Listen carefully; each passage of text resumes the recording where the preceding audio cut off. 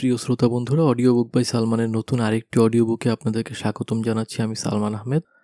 আজকে আমি যেই গল্পটি আপনাদেরকে পড়ে শোনাবো, এটার নাম হচ্ছে বিপদ। এটি হুমায়ুন আহমেদ স্যারের মিসির আলি সিরিজের একটি ব্যতিক্রম ধর্মী গল্প।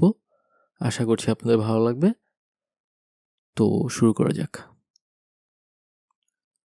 ভূমিকা। মিসির আলির আরও একটি গল্প। আমার ধারণা অদ্ভুত এই গল্প পাঠক পাঠিকারা এক কথায় উড়িয়ে দেবেন। তাতে ক্ষতি নেই, তবু আমি অনুরোধ করব উড়িয়ে না দিতে। এই জগৎ বড়ই রহস্যময়। প্রকৃতি মাঝে মাঝে কিছু রহস্য ভাঙতে চেষ্টা করে, আবার পর মুহূর্তেই সচেতন হয়ে আরও কঠিন রহস্যে নিজেকে ঢেকে ফেলে। সেই রহস্যের জ্বর ছড়ানো মিসির আলির ক্ষমতার বাইরে। হুমায়ুন আহমেদ, শহীদুল্লাহ হল, 16ই নভেম্বর 1991। আফসার উদ্দিন খুব গম্ভীর ধরনের মানুষ। একটি দেশি জাহাজ কোম্পানির বড় অফিসার। বড় অফিসাররা এমনিতেই গম্ভীর হয়ে থাকেন, ইচ্ছে না করলেও তাদের থাকতে হয়। আফসার সাহেবের ক্ষেত্রে ব্যাপারটা সেরকম নয়।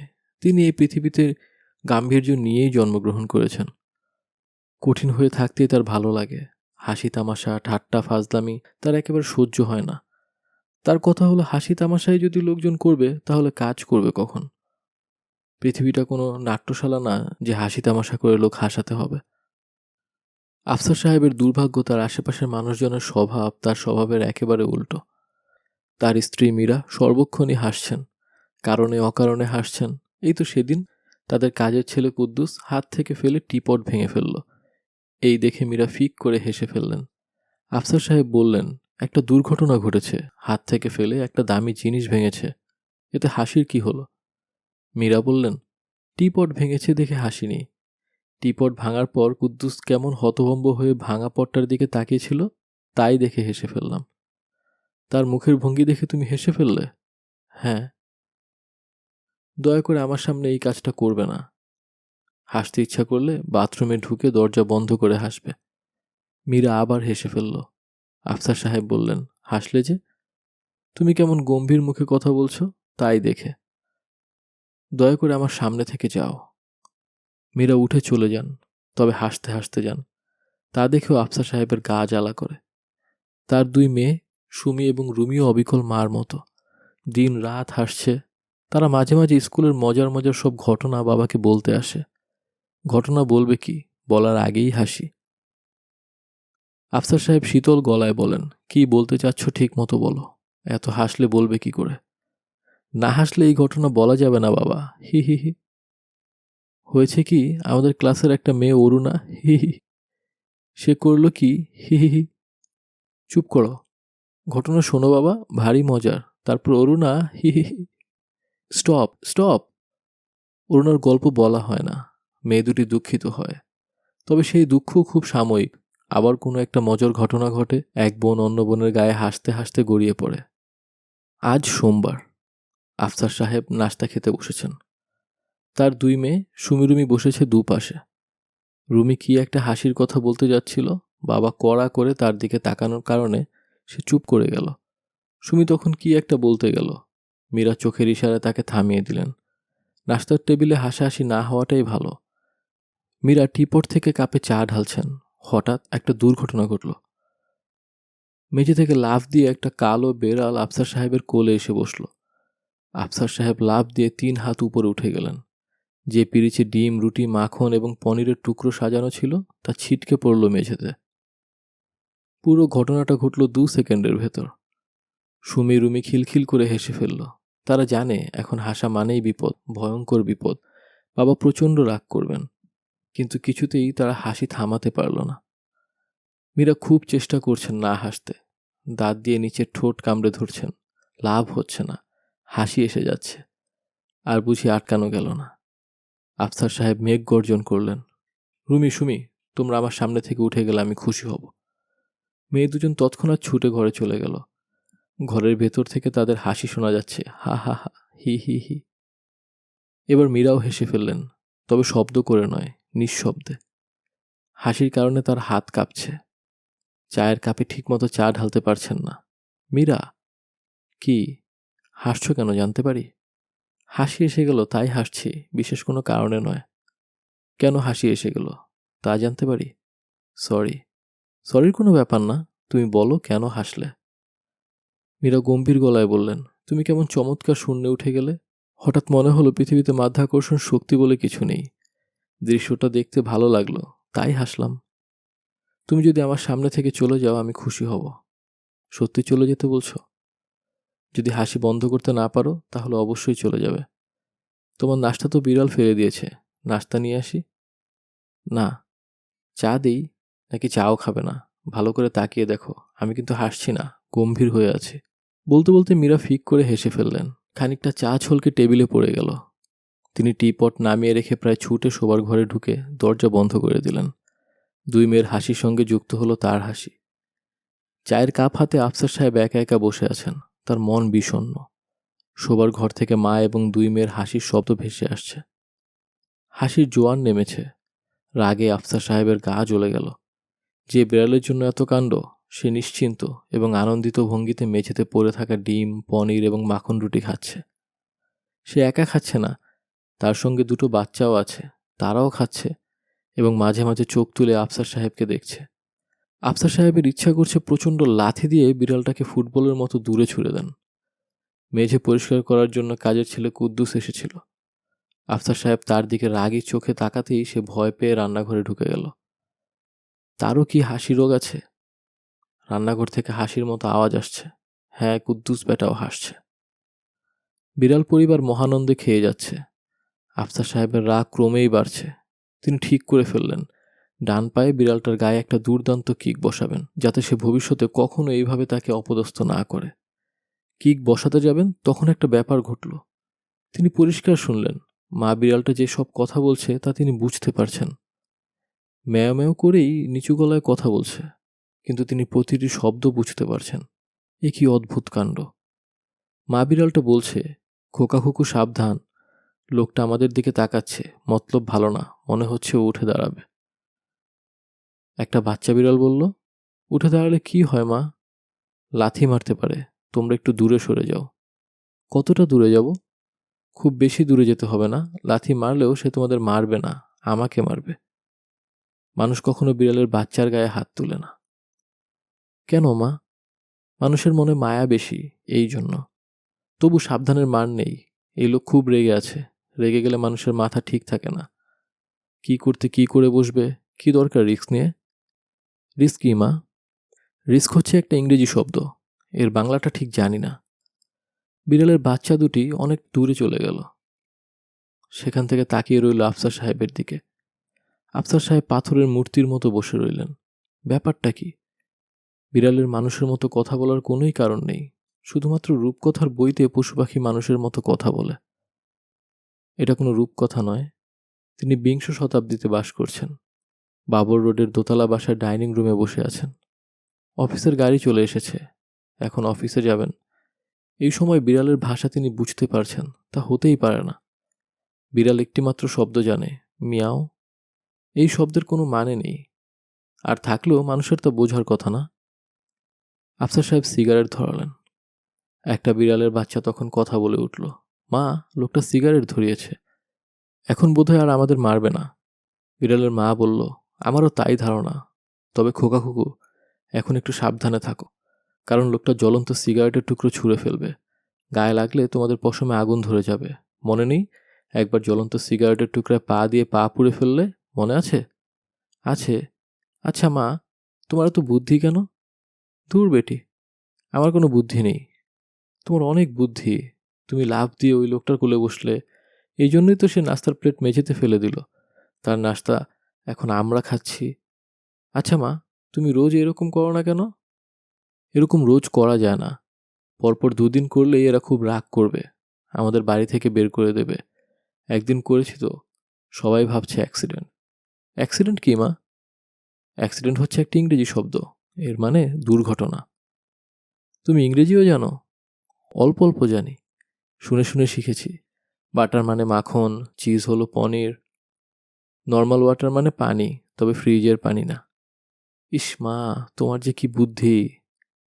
আফসার সাহেবের মাথা ঘুরছে, গা হাত পা ঠান্ডা হয়ে আসছে। এসব কি? তার কি মাথা খারাপ হয়ে গেছে? এসব তো মাথা খারাপের লক্ষণ। তিনি দ্রুত ভাবতে চেষ্টা করলেন। তার বংশে কোনো পাগল আছে কিনা, মনে পড়ল না। তিনি তাকালেন বিড়ালগুলির দিকে।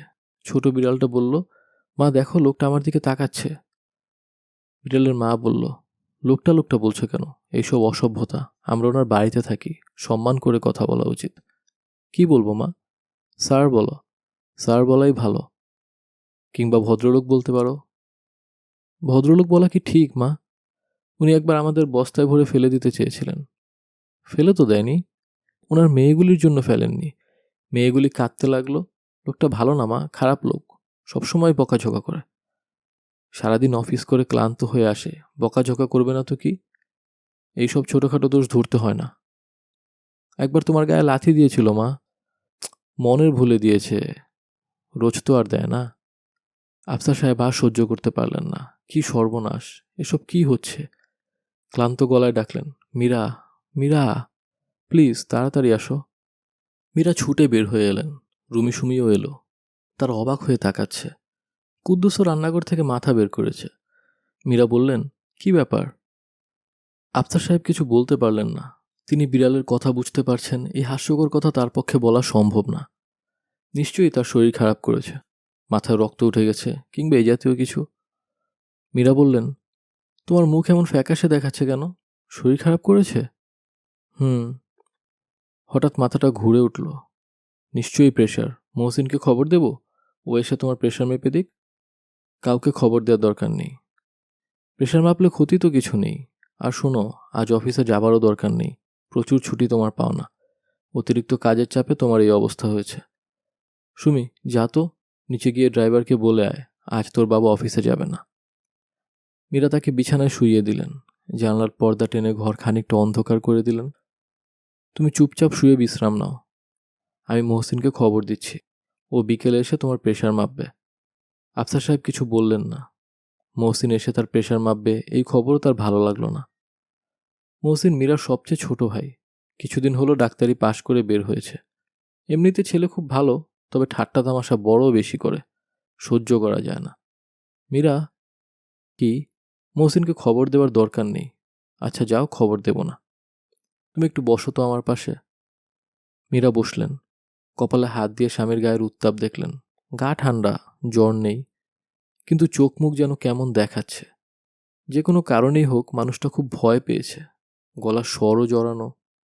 মীরা, কি? আফসার সাহেব ইতস্তত করে বললেন, তুমি কি বিড়ালের কথা বুঝতে পারো? মীরা হতভম্ব হয়ে বললেন, বিড়ালের কথা বুঝতে পারি মানে? এসব কি বলছো? আফসার সাহেব অত্যন্ত বিব্রত ভঙ্গিতে বললেন, আমার ধারণা বিড়াল মাঝে মাঝে মানুষের মতো কথা বলে। মন দিয়ে শুনলে ওদের কথা সব বোঝা যায়। মীরা বিস্মিত হয়ে বললেন, তুমি ওদের কথা বুঝতে পারছো? হ্যাঁ। বুঝতে পারলে ভালো, এখন ঘুমোতে চেষ্টা করো। আফসার সাহেব চোখ বন্ধ করে শুয়ে রইলেন। রুমি সুমি স্কুলে গেল না। মাঝে মাঝে পা টিপে টিপে এসে বাবাকে দেখে গেল। সুমি বাবার কানে কানে বলল, তোমার কি হয়েছে বাবা?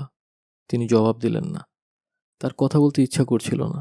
মা বিড়ালটা একবার এসে ঘুরে গেল। সে দুঃখিত গলায় তার বাচ্চাদের বলল, বেচারা আজ অফিসে গেল না কেন বুঝতে পারছি না। অসুখ বিসুখ করলো কিনা কে জানে। চারদিকে ইনফ্লুয়েঞ্জা হচ্ছে। একটা বাচ্চা বলল, ইনফ্লুয়েঞ্জা কি মা? একটা রোগের নাম, এইসব তুমি বুঝবে না। সবসময় প্রশ্ন করে বিরক্ত করবে না। প্রশ্ন না করলে জানবো কি করে? মা বিড়াল বলল, এখন এ ঘর থেকে চলে যাও, বেচারা ঘুমানোর চেষ্টা করছে, তাকে ঘুমোতে দাও। ইনফ্লুয়েঞ্জা কি তা তো তুমি বললে না। বললাম তো, ইনফ্লুয়েঞ্জা একটা অসুখের নাম। তখন জ্বর হয়, মাথায় পানি ঢালতে হয়। আমাদের কি ইনফ্লুয়েঞ্জা হয়? না, আমাদের হয় না। আমাদের কি কি অসুখ হয় মা? চুপ করো তো। বেচারাকে কি তোমরা ঘুমোতে দেবে না? আমাদের কি কি অসুখ হয় সেটা যদি তুমি আমাদের না বলো, তাহলে আমরা শিখবো কি করে? বারান্দায় চলো, বারান্দায় বলবো। বেড়াল তার দু বাচ্চাকে নিয়ে বের হয়ে গেল। বাচ্চা দুটির যাবার তেমন আগ্রহ নেই, বারবার ফিরে তাকাচ্ছে। আফসার সাহেব সারাদিন বিছানায় শুয়ে রইলেন। তার বুক ধক ধক করছে, মাথা ঘুরছে। এ কি সমস্যা, এ কি সমস্যা! সন্ধ্যাবেলা তার ছোট শ্যালক মহসিন এসে উপস্থিত, সঙ্গে প্রেশার মাপার যন্ত্র। মীরা বলেছিল তাকে খবর দেবে না, কিন্তু খবর দিয়েছে। মীরা কথা রাখেনি। আফসার সাহেব মহসিনকে সহ্যই করতে পারেন না। দেখা মাত্র তার মাথার রক্ত উঠে যায়। আজও উঠে গেল। মহসিন দাঁত বের করে বলল, কেমন আছেন দুলাভাই? তিনি শুকনো গলায় বললেন, ভালো। শুনলাম আজ অফিসে যাননি। শরীরটা ভালো লাগছে না। শুয়ে শুয়ে কি করছেন? কিছু করছি না। বুবু বলছিলেন আপনি নাকি এখন অ্যানিম্যাল ল্যাঙ্গুয়েজ এক্সপার্ট হয়ে গেছেন। হা হা হা। আফসার সাহেবের ইচ্ছা করলো ফাজিলটার গালে ঠাস করে একটা চড় বসিয়ে দিতে। অনেক কষ্টে নিজেকে সামলালেন। বিড়ালের সব কথা নাকি বুঝে ফেলছেন? আফসার সাহেব চুপ করে রইলেন। মহসিন বলল, বিড়াল কোন ভাষায় কথা বলে দুলাভাই? সাধু না চলিত? আমার শরীরটা ভালো লাগছে না, তুমি অন্য ঘরে যাও। রাগ করছেন নাকি? না, রাগ করছি না, তুমি আমাকে একটু একা থাকতে দাও। আগে প্রেশারটা মাপি, তারপর যত ইচ্ছা একা থাকবেন। প্রেশার মাপা হলো। দেখা গেল প্রেশার স্বাভাবিক। মহসিন বলল, আপনার সমস্যা কি জানেন দুলাভাই? আপনার সমস্যা হচ্ছে গাম্ভীর্য। একটু সহজ হন, স্বাভাবিকভাবে হাসি তামাশায় জীবন পার করার চেষ্টা করুন। দেখবেন বিড়ালের কথা আর শুনতে পাচ্ছেন না। তুমি যাও তো এই ঘর থেকে। যাচ্ছি, কয়েকটা ঘুমের ট্যাবলেট দিয়ে যাচ্ছি। রাতে 2টা খেয়ে ঘুমোবেন, আপনার ঘুম দরকার। আফসার সাহেব মীরার উপর খুবই রাগ করলেন। মীরা কাজটি ঠিক করেনি। কেন সে এই ব্যাপারটা জানাচ্ছে? বিড়ালের কথা বুঝতে পারার পুরো ব্যাপারটা যে হাস্যকর, তাকে তিনি বোঝেন না? খুব ভালো বোঝেন। তিনি জানেন তার কোন সমস্যা হয়েছে। হয়তো মাথা গরম হয়ে আছে, কিংবা কানে কোনো সমস্যা হয়েছে। এটা কি লোকজনকে বলে বেড়ানোর মতো ঘটনা? সবকিছু সবাইকে বলতে নেই, এই সাধারণ বুদ্ধি কি মীরার নেই? দেখা গেল সন্ধ্যা নাগাদ লোকজনের বাড়ি ভরে গেল। ঢাকার আত্মীয় স্বজনরা অনেকেই এসে গেছেন। সবার মুখে রহস্যময় হাসি। রাগে দুঃখে আফসার সাহেবের চোখে পানি এসে গেল। এমন অবস্থা হবে জানলে তিনি কিছুতেই মীরাকে ব্যাপারটি বলতেন না। আফসার সাহেব সারা রাত জেগে কাটালেন। এক ফোঁটা ঘুম হলো না। তন্দ্রা মতো আসে, আর মনে হয় কি ভয়ঙ্কর কাণ্ড ঘটে গেছে। তিনি বিড়ালের কথা বুঝতে পারছেন, তখনই ঘুম ভেঙে যায়। তিনি ধর্মর করে উঠে বসেন। তার সঙ্গে সঙ্গে মীরাও রাত জেগেই কাটালেন। মীরা একসময় বললেন, এত অস্থির হচ্ছ কেন? যদি বিড়ালের কথা বুঝতে পারলে এত অসুবিধা তো কিছু হচ্ছে না। আফসার সাহেব বললেন, আমি যে বিড়ালের কথা বুঝতে পারি তাকে তুমি বিশ্বাস করো? মীরা বললেন, হ্যাঁ করি। না, তুমি বিশ্বাস করো না, আমাকে সান্ত্বনা দেবার জন্য বলছো। তুমি ঘুমোবার চেষ্টা করো। চেষ্টা করছি, লাভ হচ্ছে না। আমার কি সর্বনাশ হলো বলো তো? কোনো সর্বনাশ হয়নি। দেখবে কাল ভোরেই সব ঠিক হয়ে গেছে। কিভাবে ঠিক হবে? আমি ব্যবস্থা করব। কি ব্যবস্থা করবে? ভোর হোক, তখন দেখবে। শেষ রাতে ঠান্ডায় ঠান্ডায় আফসার সাহেব ঘুমিয়ে পড়লেন। ঘুম ভাঙল সকাল 10টায়। বাসা খালি। বাচ্চারা স্কুলে চলে গেছে। মীরা নাস্তা বানিয়ে অপেক্ষা করছেন। আফসার সাহেব হাত মুখ ধুয়ে নাস্তার টেবিলে বসলেন। আশেপাশে বিড়ালগুলিকে দেখতে পেলেন না। খানিকটা নিশ্চিন্ত বোধ করলেন। মীরা বললেন, আজ অফিসে গিয়ে লাভ নেই। রাতে ভালো ঘুম হয়নি, বাসায় থাকো, রেস্ট নাও। আরে না, পরপর 2 দিন কামাই দেওয়ার কোনো মানে হয় না। ভালো কথা, বিড়ালটা কোথায়? জানি না, আছে নিশ্চয়ই কোথাও। বাদ দাও তো। আফসার সাহেব অফিসে চলে গেলেন। অফিসে নানান কাজে সময় কেটে গেল। একটা মিটিং ছিল। মিটিং শেষ করে বাসায় ফিরতে ফিরতে সন্ধ্যা হয়ে গেল। বাসায় ফিরে স্বস্তি বোধ করলেন, বিড়াল নেই। তিনি কিছু জিজ্ঞেস করলেন না, তবে বুঝলেন কুদ্দুসেদের বাসা থেকে তাড়িয়েছে। ভালোই করেছে। অনেকদিন পর আফসার সাহেব সুমি-রুমিকে সঙ্গে নিয়ে টিভি দেখলেন। কি একটা ম্যাগাজিন অনুষ্ঠান হচ্ছে। ভয়ঙ্কর রোগা একটা লোক নানা ধরনের আবোল তাবোল কথা বলে হাসাবার চেষ্টা করছে। আফসার সাহেবের ক্ষমতা থাকলে চড় দিয়ে বদমাসটা সবকটা দাঁত ফেলে দিতেন। ক্ষমতা নেই বলে কিছু করতে পারলেন না। রুমি বলল, লোকটা কিরকম মজা করতে পারে দেখলে বাবা, এমন হাসাতে পারে। তিনি হুঁ জাতীয় শব্দ করলেন এবং ভাব করলেন যেন মজা পাচ্ছেন। রাতে 2 মেয়ে যখন স্কুলে কী সব ঘটনা ঘটেছে বলতে শুরু করলো, সেসবও তিনি মন দিয়ে শোনার চেষ্টা করলেন। রাত 10টায় মহসিন টেলিফোন করল। দুলাভাই ভালো? হ্যাঁ ভালো।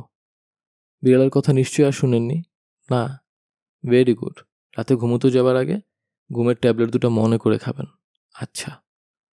এই সঙ্গে আপনাকে একটা ছোট্ট অ্যাডভাইস দিচ্ছি। সবসময় এমন কঠিন ভাব করে থাকবেন না। রিল্যাক্স করুন, হাসুন, গল্প করুন, সবাইকে নিয়ে কোথাও বেড়াতে যান। কোথায় যাব? কক্সবাজার চলে যান।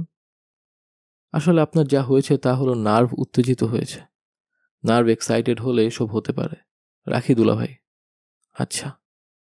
রাত 11টার দিকে হাত মুখ ধুয়ে 1 গ্লাস গরম দুধ খেয়ে আফসার সাহেব ঘুমোতে গেলেন। ঘুমের ট্যাবলেট খাবার ইচ্ছা ছিল না, এমনিতেই ঘুমে চোখ বন্ধ হয়ে আসছে, তবু 2টা ট্যাবলেট খেলেন। ভালো ঘুম হলো, একটানা ঘুম। ঘুম ভাঙল খুব ভোরে। তিনি শোবার ঘর থেকে বের হয়ে বারান্দায় এসে বেতের চেয়ারে বসলেন। রাতে ভালো ঘুম হওয়ায় শরীরটা ঝরঝরে লাগছে। বারান্দায় বসে সকাল হওয়া দেখতে তার সবসময়ই ভালো লাগে। 1 কাপ চা পেলে হতো। চা বানানোর কেউ নেই, সবাই ঘুমোচ্ছে।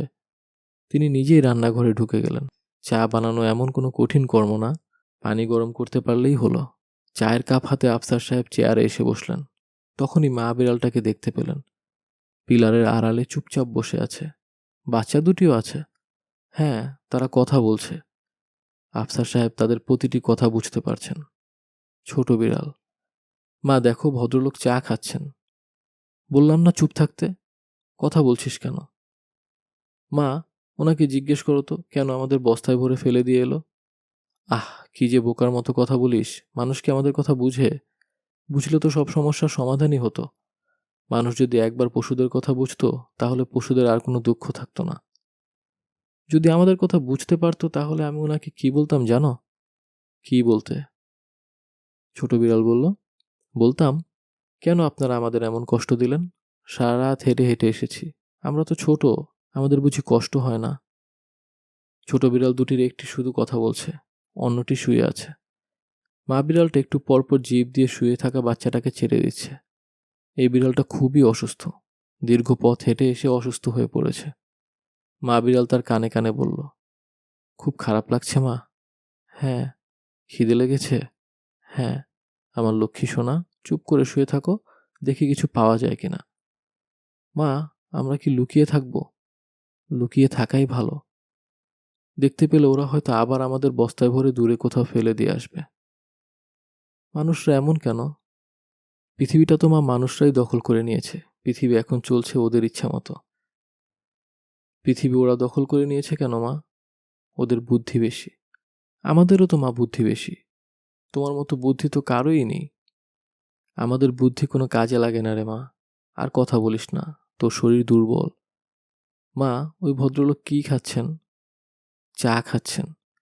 আমার একটু চা খেতে ইচ্ছা করছে মা। ইচ্ছা করলেই তো খাওয়া যায় না সোনা।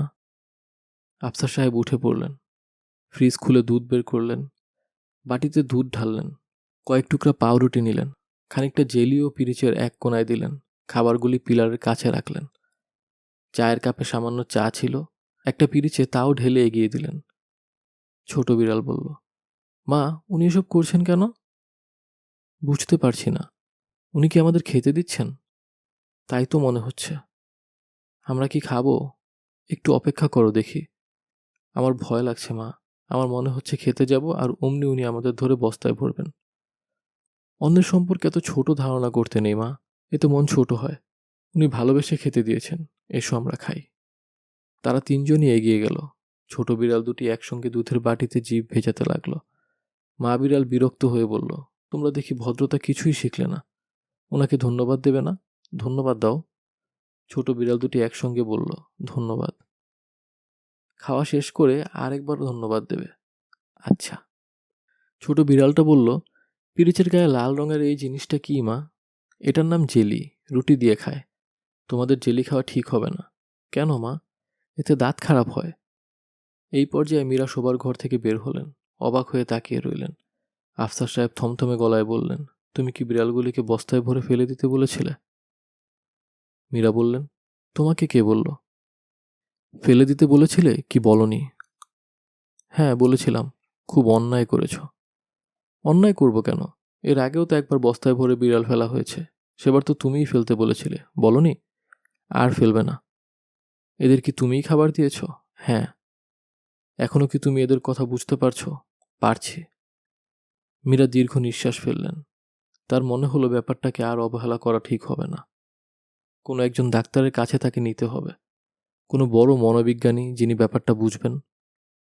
নাস্তার টেবিলে মীরা বললেন, আজ সন্ধ্যায় তোমাকে যদি কোনো ডাক্তারের কাছে নিয়ে যেতে চাই, তুমি যাবে? সাইকিয়াট্রিস্টের কাছে? হ্যাঁ। সাইকিয়াট্রিস্টের কাছে কেন যাব?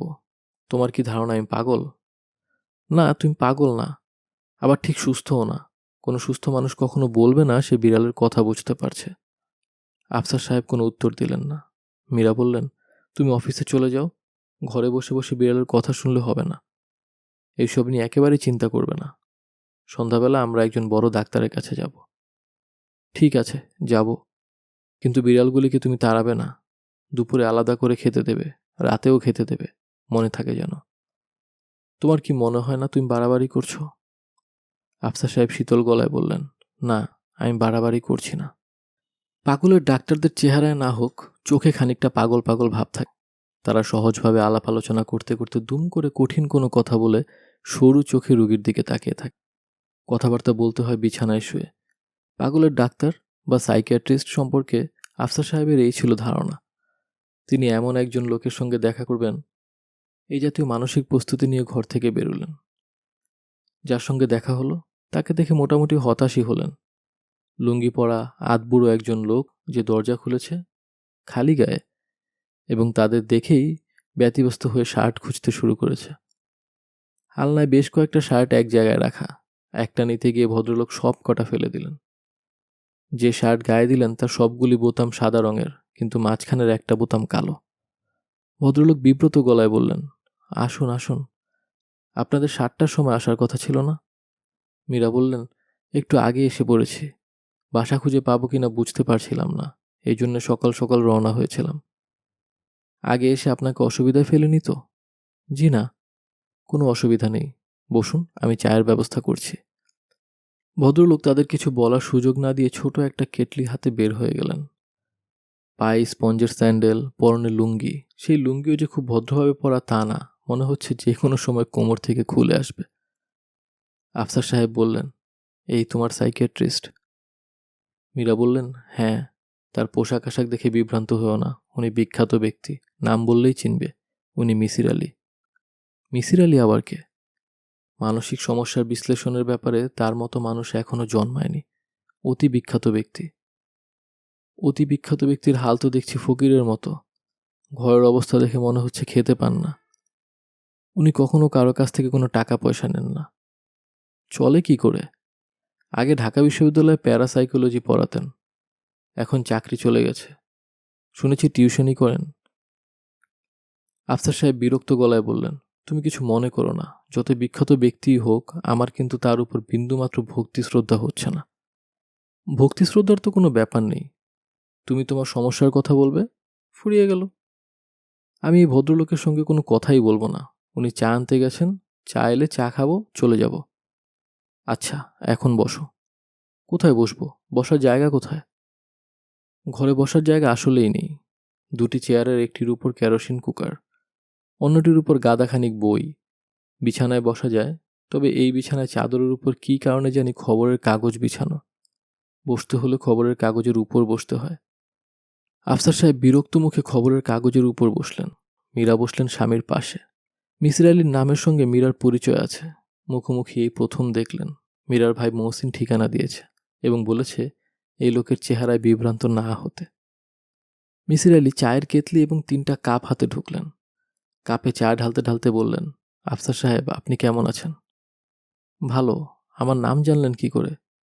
আপনার শ্যালক মহসিন সাহেব, উনিই আপনার নাম বলেছেন। আপনার সমস্যা কি তার আভাসও দিয়েছেন। এখন আপনি বলুন, সমস্যাটা আপনার মুখ থেকে শুনি। ও যা বলেছে তাই, নতুন করে আমারও কিছু বলার নেই। মিসির আলী হাসি মুখে বললেন, যে কোনো কারণেই হোক আপনি আমাকে পছন্দ করছেন না। সাইকিয়াট্রিস্ট হিসেবে আমি সম্ভবত আপনাকে ইমপ্রেস করতে পারিনি। এটা নতুন কিছু না, সবার ক্ষেত্রে ঘটে। তখন আমি কি করি জানেন? এমন কিছু করি যাতে আমার উপর বিশ্বাস ফিরে আসে। কারণ পুরোপুরি বিশ্বাস না আসা পর্যন্ত আমি কোনো সাহায্য করতে পারি না। যেই মুহূর্তে আমার উপর আপনার পরিপূর্ণ আস্থা আসবে, সেই মুহূর্ত থেকে আপনি আমার কথা মন দিয়ে শুনবেন, আমার যুক্তি গ্রহণ করবেন। আফসার সাহেব বললেন, তাহলে বিশ্বাস অর্জনের জন্য কিছু করেন। পারছি না, সবসময় পারি না। আফসার সাহেব চায়ের কাপ নামিয়ে রাখতে রাখতে বললেন, মীরা, চলো যাই। মীরা দুঃখিত গলায় বললেন, তুমি ওনাকে কিছুই বলবে না?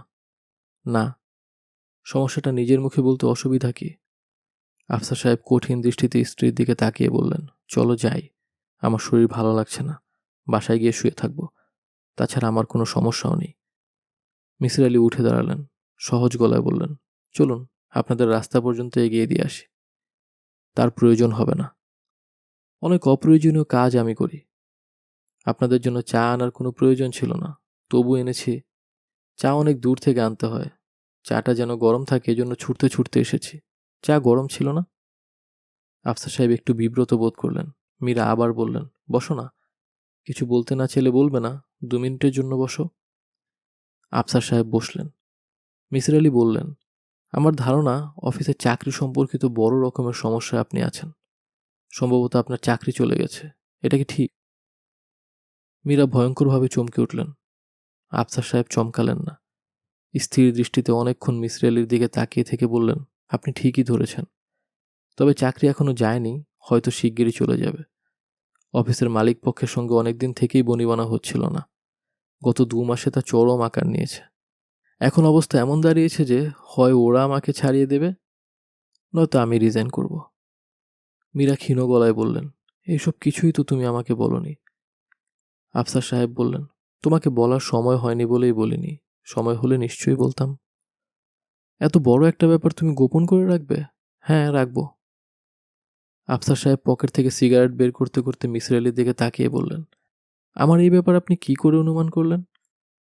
খুব সহজে অনুমান করেছি। যখন কোনো মানসিক সমস্যা হয় তখন তার পেছনে কিছু না কিছু কারণ থাকে।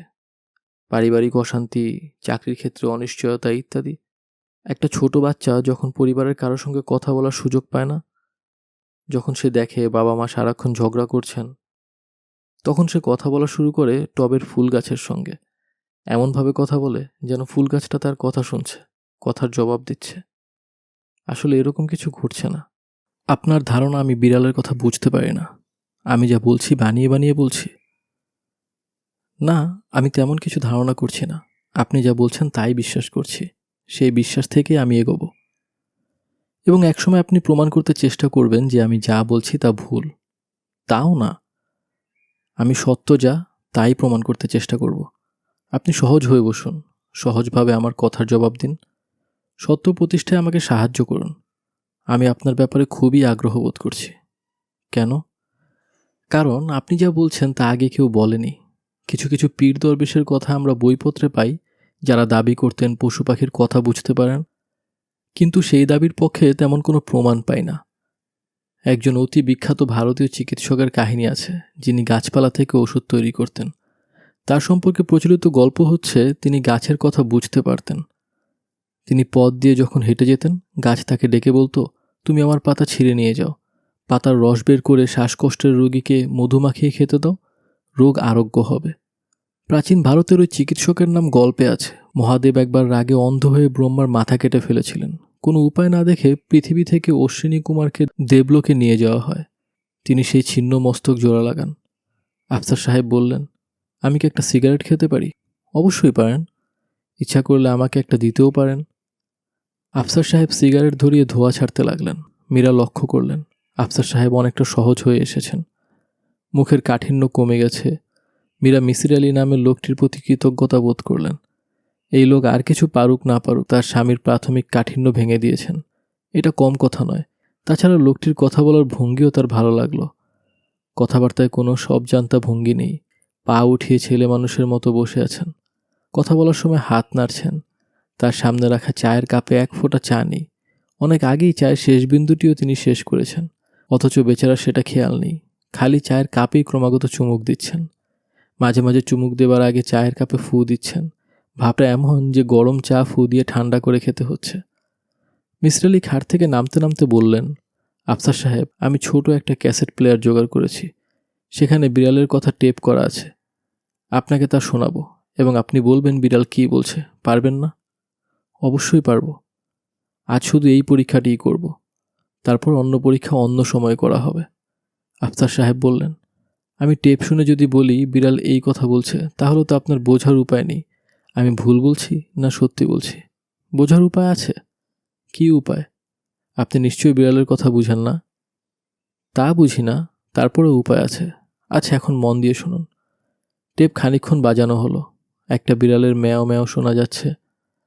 আফসার সাহেব তার সমস্ত ইন্দ্রিয় তীক্ষ্ণ করে শুনলেন। টেপ বাজানো শেষ হলো।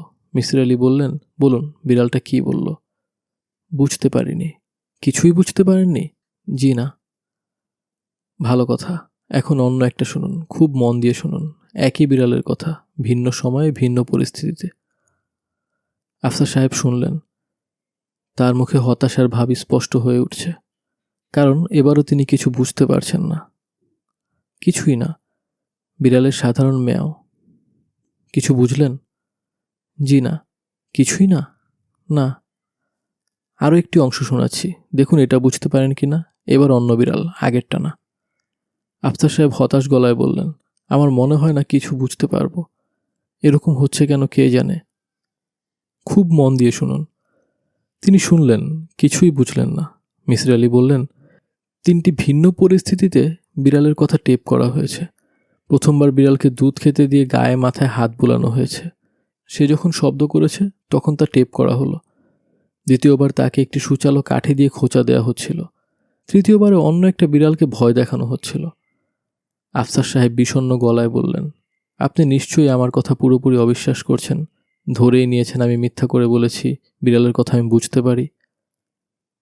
আমি এত দ্রুত এবং এত সহজে কোনো সিদ্ধান্তে আসি না। আমি এখনও ধরে নিচ্ছি আপনি বিড়ালের সব কথা বুঝতে পারেন। এই মুহূর্তে হয়তো পারছেন না। আপনাকে আমি যা করতে বলবো তা হচ্ছে সহজ স্বাভাবিক জীবনযাপনের চেষ্টা করবেন। বিড়াল নিয়ে খুব বেশি ভাববেন না, আবার খুব কমও ভাববেন না। খাওয়া দাওয়া করবেন, নিয়মিত অফিসে যাবেন, অফিসের সমস্যাটা মেটাতে চেষ্টা করবেন। যদি না মেটে তাতেও ক্ষতি নেই। সব পরিস্থিতিতে খাপ খাইয়ে চলার চেষ্টা আপনাকে করতে হবে। মীরা বললেন, ওকে নিয়ে বাইরে কোথাও বেড়াতে গেলে কেমন হয়? যেমন ধরুন কক্সবাজারে কিছুদিন কাটিয়ে এলাম। মিসির আলি বললেন, আমি তার প্রয়োজন দেখছি না। সমস্যা থেকে দূরে সরে যাওয়া সমস্যা সমাধানের কোনো পথ নয়। সমস্যাকে মোকাবেলা করতে হয় সমস্যার ভেতরে থেকে। আফসার সাহেব বললেন, আমরা কি এখন উঠব? জি, নিশ্চয়ই উঠবেন। আর শুনুন আফসার সাহেব, আপনি এখন এক ধরনের ঘোরের মধ্যে আছেন। এই ঘোর ব্যাপারটা আমার ভালো লাগছে না। আমি ঘোরের মধ্যে আছি এটা কেন বলছেন? এটা বলছি কারণ আপনার চারপাশে কী ঘটছে তা আপনি দেখছেন না। তাকিয়ে আছেন, কিন্তু কিছুই আপনার চোখে পড়ছে না। আমি দীর্ঘ সময় ধরে একটা খালি কাপে চুমুক দিচ্ছি। মাঝে মাঝে এমন ভাব করছি যে গরম চা ফু দিয়ে ঠান্ডা করে নিচ্ছি। ব্যাপারটা আপনার চোখেও পড়েনি, অথচ আপনার স্ত্রী ঠিকই ধরেছেন। খালি কাপে চুমুক দেওয়ার ব্যাপারটা ছিল ইচ্ছাকৃত। আপনার বর্তমান মানসিক অবস্থা বোঝার জন্য এটা করতে হয়েছে। এই প্রথমবারের মতো আফসার সাহেবের মনে হলো তার সামনে বসে থাকা রোগা এবং মোটামুটি কুদর্শন মানুষটি অসম্ভব বুদ্ধিমান। এই মানুষটা খুব ঠান্ডা মাথায় পুরো পরিস্থিতি হাতের মুঠোয় নিয়ে নিতে পারে। এই জাতীয় মানুষের সঙ্গে এর আগে তার পরিচয় হয়নি। তিনি বললেন, উঠি মিসির আলি সাহেব। মিসির আলি বললেন, চলুন আমিও আপনাদের সঙ্গে যাই, এগিয়ে দিয়ে আসি। এগিয়ে দিতে হবে না, আমি এমনিতেও বেরোবো। বিসমিল্লাহ হোটেল বলে একটা রেস্টুরেন্ট আছে, আমি রাত 9টায় সেখানে ভাত খেতে যাই। মীরা বললেন, আপনি কি একা থাকেন? হ্যাঁ। আপনাকে কি কিছু ব্যক্তিগত প্রশ্ন করতে পারি? মিসির আলি সহজ গলায় বললেন, না। বিখ্যাত মানুষদের লোকজন ব্যক্তিগত প্রশ্ন করে বিরক্ত করে। আমি বিখ্যাত কেউ নই। আমার ব্যক্তিগত জীবন এতই সাধারণ যে প্রশ্ন করার কিছুই নেই। আফসার সাহেব 3 দিন পর অফিসে এসেছেন। এই 3 দিনে অনেক কাগজপত্র তার টেবিলে জমা থাকার কথা। তিনি টেবিলে কোনো কাগজপত্র দেখলেন না। এটাকে মোটামুটি অস্বাভাবিক ব্যাপার বলা যেতে পারে। তার মনে একটা ক্ষীণ সন্দেহ হলো। সেই সন্দেহ নিজের মনেই চেপে রাখলেন। অফিসে তার চেয়ারে বসার পরপর তিনি দুধ ছাড়া 1 কাপ চা খান। এই চা তার বেয়ারা নাজিম বানিয়ে দেয়। পানি গরম করাই থাকে। তিনি অফিসে ঢোকা মাত্র কাপে টি ব্যাগ দিয়ে তার কাছে নিয়ে আসা হয়। অপ্রয়োজনীয় কোনো কথা তিনি নাজিমের সঙ্গে বলেন না। শুধু নাজিম কেন, কারো সঙ্গেই বলেন না। তার মতে অফিস হচ্ছে কাজকর্মের জায়গা, গল্পগুজবের আখড়া না। আজ আফসার সাহেব নিয়মের ব্যতিক্রম করলেন। নাজিম চায়ের কাপ নামিয়ে রাখা মাত্র হাসি মুখে বললেন, কেমন আছো নাজিম? নাজিম বিস্মিত হয়ে বলল, ভালো আছি স্যার। ভালো থাকলেই ভালো। তুমি থাকো কোথায়? পুরানা পল্টন। বাসায় কে কে আছে? স্ত্রী, 2 ছেলে, 1 মেয়ে আর আমার মা। তোমাদের বাসায় কোনো বিড়াল আছে নাকি? নাজিম এই প্রশ্নের কোনো মানে বুঝতে পারল না। তার বাসায় বিড়াল আছে কি না এটা স্যার কেন জিজ্ঞেস করলেন? আফসার সাহেব দ্বিতীয়বার প্রশ্নটি করলেন, কি আছে বিড়াল? জি স্যার, একটা আছে। কত বড়? নাজিম এই প্রশ্নেরও কোনো মানে বুঝল না। বিড়াল কত বড় তার মানে আবার কি? বিড়াল তো বিড়ালের মতো বড়ই হবে। একটা বিড়াল তো আর বাঘের মতো বড় হবে না, কিংবা ইঁদুরের মতো ছোটও হবে না। নাজিম ক্ষীণ স্বরে বলল, বিড়ালের কথা জিজ্ঞেস করতেছেন কেন স্যার? আফসার সাহেব অপ্রস্তুত হয়ে বললেন, এমনি জিজ্ঞেস করছি। বিড়াল সম্পর্কে একটা বই পড়ছিলাম তো, পড়তে পড়তে হঠাৎ। আচ্ছা, এখন যাও। বিড়াল সম্পর্কে তিনি যে বই পড়ছেন এই ঘটনা সত্যি। তিনি ভেবে রেখেছিলেন বিড়াল বিষয়ে যেখানে যত বই পাবেন পড়বেন। সমস্ত নিউ মার্কেট ঘেটে একটা মাত্র বই পেয়েছেন, উইলিয়াম বেডফোর্ডের ক্যাট ফ্যামিলি বিহেভিয়ারাল স্টাডিজ। সে বইয়ে বিড়াল সম্পর্কে বলতে গেলে কিছুই নেই। বাঘ, চিতাবাঘের কথায় পাতা ভর্তি, সুন্দর সুন্দর রঙিন ছবি, আসল ব্যাপার কিছু নেই। নাজিম এসে ঢুকলো, ক্ষীণ গলায় বলল, স্যার। বই থেকে মুখ তুলে আফসার সাহেব বললেন, কি ব্যাপার? বড় সাহেব আপনাকে সালাম দিছেন। বই বন্ধ করে আফসার সাহেব উঠে দাঁড়ালেন। ডেল্টা শিপিং কর্পোরেশনের বড় সাহেবের নাম ইসহাক জোয়ারদার। ছোটোখাটো মানুষ, মেজাজ অত্যন্ত খারাপ। আফসার সাহেবকে তিনি দু চোখে দেখতে পারেন না, অবশ্যই কথায় বার্তায় তা কখনো বুঝতে দেন না। স্যার ডেকেছেন? ইসহাক সাহেব হাসি মুখে বললেন, গল্পগুজব করার জন্য ডেকেছি।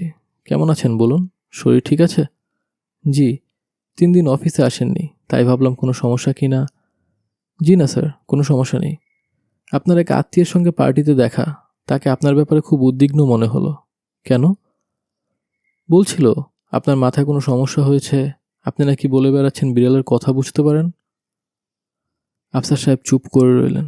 ভেবে পেলেন না ঘটনা এত দ্রুত ছড়াচ্ছে কিভাবে। মনে হচ্ছে সপ্তাহখানেকের ভেতর ঢাকা শহরের সব লোক জেনে যাবে। পত্রিকার লোক আসবে ইন্টারভিউ নেওয়ার জন্যে। বলা যায় না, টিভির কোনো ম্যাগাজিন অনুষ্ঠানেও তার ডাক পড়তে পারে। টিভি প্রযোজক একটা বিড়াল নিয়ে স্টুডিওতে উপস্থিত হবেন, চিকন গলায় বলবেন, সুপ্রিয় দর্শক মণ্ডলী, এবার আপনাদের জন্য রয়েছে এক বিশেষ ধরনের বিনোদনের ব্যবস্থা। আজ আমরা এই স্টুডিওতে এমন এক ব্যক্তিত্বকে এনেছি যিনি বিড়ালের কথা বুঝতে পারেন বলে দাবি করেন। সেই বিশেষ ব্যক্তিত্বকে হাততালি দিয়ে অভ্যর্থনা করার জন্য আপনাদের অনুরোধ করছি। তালি পড়ছে, হাসির শব্দ শোনা যাচ্ছে। আফসার সাহেবের চিন্তার সুতা ছিঁড়ে গেল। ইসহাক সাহেব বললেন, বিড়ালের কথা বুঝতে পারেন বলে যা শুনেছি তা কি সত্যি? জি স্যার, সত্যি। I see, very interesting. শুধু কি বিড়ালের কথাই বুঝতে পারেন, না কুকুর, গরু, গাধা, ভেড়া, ছাগল সবার কথাই বুঝতে পারেন? বিড়ালের ব্যাপারটা জানি, অন্যগুলি পরীক্ষা করে দেখিনি। আপনি একটা কাজ করুন না কেন, খাতা এবং পেন্সিল নিয়ে চিড়িয়াখানায় চলে যান। যেসব প্রাণীর কথা আপনি বুঝতে পারেন তাদের নামের বিপরীতে একটা করে টিক চিহ্ন দিন। আমার ধারণা বিড়ালের কথা যখন বুঝতে পারছেন অন্যদেরটাও ইনশাল্লাহ পারবেন। আফসার সাহেব গম্ভীর গলায় বললেন, স্যার আপনি কি আমার সঙ্গে ঠাট্টা করছেন? সরি, তা একটু ঠাট্টা অবশ্যই করেছি, ক্ষমা করবেন। আমি যদি বলতাম বিড়ালের কথা বুঝতে পারছি তাহলে আপনিও আমাকে নিয়ে ঠাট্টা করতেন। না, আমি করতাম না, হয়তোবা করতেন না। যাই হোক, আমি করে ফেলেছি, তার জন্য ক্ষমা চাচ্ছি। আপনি এক কাজ করুন, অফিস থেকে দিন 10 ছুটি নিন। আমার ছুটির প্রয়োজন নেই, আমার মনে হয় প্রয়োজন আছে। আপনি ছুটি নিন, সাইকিয়াট্রিস্টকে দিয়ে ভালো মতো চিকিৎসা করান, নয়তো কিছুদিন পর বলা শুরু করবেন আপনি পিঁপড়ার কথাও বুঝতে পারছেন। আমি ছুটির ব্যবস্থা করে রেখেছি, যদি চান আমি কয়েকজন সাইকিয়াট্রিস্টের ঠিকানাও আপনাকে দিতে পারি। সরি স্যার, তার কোনো প্রয়োজন বোধ করছি না। আপনি হয়তো করছেন না, আমি করছি। আমি এমন কাউকে অফিসের গুরুত্বপূর্ণ কাজ দিতে পারি না যে পশুদের কথা বুঝতে পারে। আমার এমন অফিসার দরকার যে মানুষের কথা বুঝতে পারবে। আমি লক্ষ্য করেছি আমাদের মধ্যে বেশিরভাগই মানুষের কথা বুঝতে পারি না। আফসার সাহেব উঠে দাঁড়ালেন। ইসহাক সাহেব বিরক্ত গলায় বললেন, চলে যাচ্ছেন নাকি? জি, চলে যাচ্ছি। আপনার অত্যন্ত অপমানসূচক কথা শুনতে ইচ্ছা করছে না। কী করবেন বলুন, আমি তো আর বিড়াল না। বিড়াল হলে হয়তো আমার কথাগুলি আপনার অপমানসূচক মনে হতো না। আফসার সাহেব নিজের ঘরে ঢুকলেন। অসহ্য রাগে শরীর কাঁপছে। রাগ সামলাতে কষ্ট হচ্ছে, রীতিমতো বমি এসে যাচ্ছে। এই মানুষটি তাকে এই জাতীয় অপমান আগেও করেছে, ভবিষ্যতেও করবে। এত অপমানের ভেতর চাকরি করার কোনো মানে হয় না, কোনো মানে হয় না। তার কিছু সঞ্চয় আছে, মিরপুরে জায়গা কিনে রেখেছেন। প্রভিডেন্ট ফান্ড থেকে লাখ 3 টাকা পাওয়ার কথা। বয়স এমন কিছু হয়নি, চেষ্টা চরিত্র করলে আরেকটা চাকরি কি জোগাড় করতে পারবেন না? তিনি কাজ জানেন, জাহাজ চলাচল জাতীয় যে কোনো প্রতিষ্ঠানে ভালো চাকরি পাওয়ার কথা। তিনি পিএকে ডেকে রেজিগনেশন লেটার ডিকটেট করলেন। ড্রাফট দেখে 2টা বানান ঠিক করলেন, চিঠি টাইপ করে আনতে পাঠালেন। পিএ সাধারণত কোনো কাজই দ্রুত করে না, এই কাজটা সে অত্যন্ত দ্রুত করল। তিনি চিঠিতে সই করলেন, সই করার পর তার গায়ের জ্বালা খানিকটা কমল, মন শান্ত হলো। নাজিমকে চা বানাতে বললেন। নাজিম চা বানিয়ে আনলো। নাজিম: জি স্যার। চাকরি ছেড়ে দিয়েছি নাজিম। স্যার শুনেছি। কার কাছে শুনলে? পিএ স্যার চিঠি টাইপ করছিলেন, সবাইকে বলেছেন। ও, সবাই তাহলে জানে? ভালো, জানলেই ভালো। আফসার সাহেব বিস্মিত হলেন। সবাই জানে, অথচ কেউ এসে তাকে বলল না রেজিগনেশন লেটার না দেবার জন্য। এরা কেউ কি তাকে পছন্দ করে না? মানুষ হিসেবে তিনি কি এই সামান্য সহানুভূতিটুকুও পেতে পারেন না? দীর্ঘ 15 বছর তিনি নিষ্ঠার সঙ্গে এই প্রতিষ্ঠানে চাকরি করেছেন। কাজে ফাঁকি দেননি। 10টায় অফিসে আসার কথা, 10টায় এসেছেন। 5টা পর্যন্ত অফিস, কোনোদিন 5টা বাজার 10 মিনিট আগে অফিস ছেড়ে যাননি। নাজিম: জি স্যার। চা ভালো হয়েছে, তুমি এখন যাও। আফসার সাহেব রেজিগনেশন লেটার পিএর হাতে জমা দিয়ে অফিস ছেড়ে বের হলেন। তখনও দুপুরে লাঞ্চের সময় হয়নি। তার মনে ক্ষীণ আশা ছিল শেষ মুহূর্তে হয়তো সবাই এসে ভিড় করবে। তাও কেউ করল না। তিনি দুপুরে কিছু খেলেন না, বাসায়ও ফিরে গেলেন না। দীর্ঘ সময় রাস্তায় রাস্তায় হাঁটলেন। একসময় ক্লান্ত হয়ে পার্কে ঢুকলেন বিশ্রামের জন্য। দীর্ঘ 8 বছর পর পার্কে এলেন। ঢাকা শহরের পার্কগুলি যে এখন এত সুন্দর আছে তা তিনি ভাবেননি। পার্কে বসে থাকতে তার ভালোই লাগলো। কিছুক্ষণ আগে ভালো একটা চাকরি ছেড়ে এসেছেন, এই নিয়ে তার মনে কোনো অনুশোচনা বোধ হলো না, বরং এক ধরনের শান্তি অনুভব করলেন। পার্কে বসে ঠিক করলেন আজ অন্যদিনের মতো 5:30টায় বাসায় উপস্থিত হবেন না, নিয়মের ব্যতিক্রম করবেন। একটা ছবি দেখলে কেমন হয়? ছাত্রজীবনে প্রচুর সিনেমা দেখতেন, গত 10 বছরে একটাও দেখেননি। সিনেমা হলে ঢুকে ছবি দেখতে কেমন লাগে কে জানে। তিনি বাড়ি ফিরলেন রাত 11টায়। শীতের দিনে রাত 11টা মানে অনেক রাত। মীরা উদ্বেগ ও দুশ্চিন্তায় এতটুকু হয়ে গেছেন। চারদিকে খোঁজ খবর করছেন, কেউ কিছু বলতে পারছে না। মীরা ভেবে রেখেছেন 11:30 পর্যন্ত দেখবেন, তারপর হাসপাতালে খোঁজ নেওয়া শুরু করবেন। আফসার সাহেবকে দেখে আনন্দে তার চোখে প্রায় পানি এসে গেল। সুমি ছুটে এসে জড়িয়ে ধরল বাবাকে। সুমি কাঁদো কাঁদো গলায় বলল, কোথায় ছিলে বাবা? আফসার সাহেব হাসি মুখে বললেন, একটা ছবি দেখলাম। কি দেখলে? বলাকা সিনেমা হলে একটা সিনেমা দেখলাম। সত্যি? হ্যাঁ সত্যি। কি নাম ছবির? ভাবির সংসার। কি আছে ছবিতে? মারামারি, কাটাকাটি, গান বাজনা, নাচ সবই আছে, কিছুই বাদ নেই। মীরা দীর্ঘ সময় স্বামীর দিকে তাকিয়ে থেকে নরম গলায় বললেন, হাত মুখ ধুয়ে খেতে আসো, তোমার জন্য আমরা সবাই না খেয়ে বসে আছি। খাবার টেবিলে বসে আফসার সাহেব বললেন, বিড়ালকে খেতে দিয়েছ? মীরা শীতল গলায় বললেন, ওইসব নিয়ে তোমাকে চিন্তা করতে হবে না। বিড়ালকে কি খাবার দিয়েছ? হ্যাঁ। ভালো মতো দিয়েছ? হ্যাঁ, ভালো মতোই দেয়া হয়েছে। তুমি ভাত খাও তো। কেন জানি খেতে ইচ্ছা করছে না।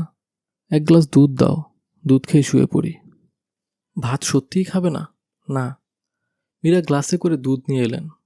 দুধের গ্লাস রাখতে রাখতে ইংরেজিতে বললেন, শুনলাম তুমি নাকি চাকরি ছেড়ে দিয়েছ। হ্যাঁ। কার কাছে শুনলে? অফিস থেকে টেলিফোন করে জানিয়েছে। ও, এত বড় একটা সিদ্ধান্ত নেবার আগে আমাকে জিজ্ঞেস করারও প্রয়োজন মনে করলে না? জিজ্ঞেস করা তো অর্থহীন। সিদ্ধান্ত নেব আমি, এই সিদ্ধান্ত তুমি তো নিতে পারবে না। সংসার চলবে কিভাবে? অসুবিধা হবে না, চলবে। এই বাড়ি ছেড়ে দিতে হবে। এখন তো আর 8,000 টাকা বাড়ি ভাড়া পাবে না।